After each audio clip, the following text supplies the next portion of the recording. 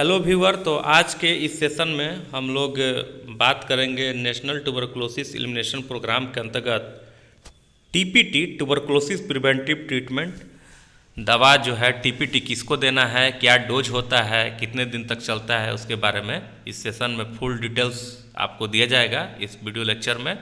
और ये special video जो है medical officer, CHO, incharge CHO, GNM, ANM, ASHA facilitator, ASHA और आम पब्लिक कोई भी है जो जिसको जानकारी चाहिए वो ले सकता है इस वीडियो के माध्यम से। तो देखिए, जो पल्मोनरी टीबी के पेशेंट होते हैं उनके घर वालों को टीबी रोग से बचाव है तो उनको टीबी का संक्रमण ना फैले, इसके लिए जो है टीपीटी दिया जाता है। टीपीटी का फुल फॉर्म होता है ट्यूबरकुलोसिस प्रिवेंटिव ट्रीटमेंट।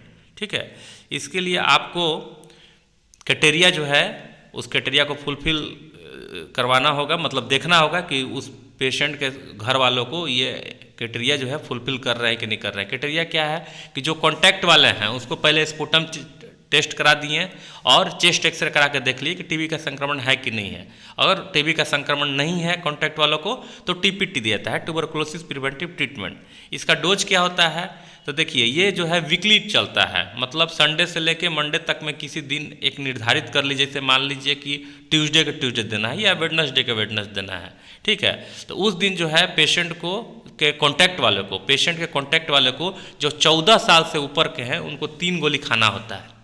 ठीक है, इस टीपीटी का सबसे इम्पॉर्टेंट पॉइंट ये है कि ये मात्र 12 खुराक खाना होता है और 12 खुराक खाने के बाद वो जो है टीपीटी कंप्लीट हो जाता है, ट्यूबरकुलोसिस प्रिवेंटिव ट्रीटमेंट कंप्लीट हो जाता है। इसमें कोई टेस्ट वगैरह दोबारा नहीं कराना पड़ता है। ठीक है, और पेशेंट को के कॉन्टैक्ट वालों को इससे कोई साइड इफेक्ट नहीं होता है। फुल्ली जो है प्रिकॉशनरी डोज है, मेडिसिन है। तो आप इसको ध्यान रखें as a medical officer, CHO, incharge CHO, GNM, ANM, ASHA facilitator, चाहे पब्लिक भी जो जागरूक है, जो जानना चाहता है कि जो टीबी के पेशेंट होते हैं उनके कॉन्टैक्ट वालों को जरूर जो है टीपीटी दीजिए ताकि टीबी का संक्रमण उसमें ना फैले। इसके लिए मैं डोज को फिर से एक बार रिपीट कर दे रहा हूँ कि क्राइटेरिया है कि 14 साल से ऊपर होना चाहिए। ठीक है, एज जो है 14 साल से ऊपर होना चाहिए।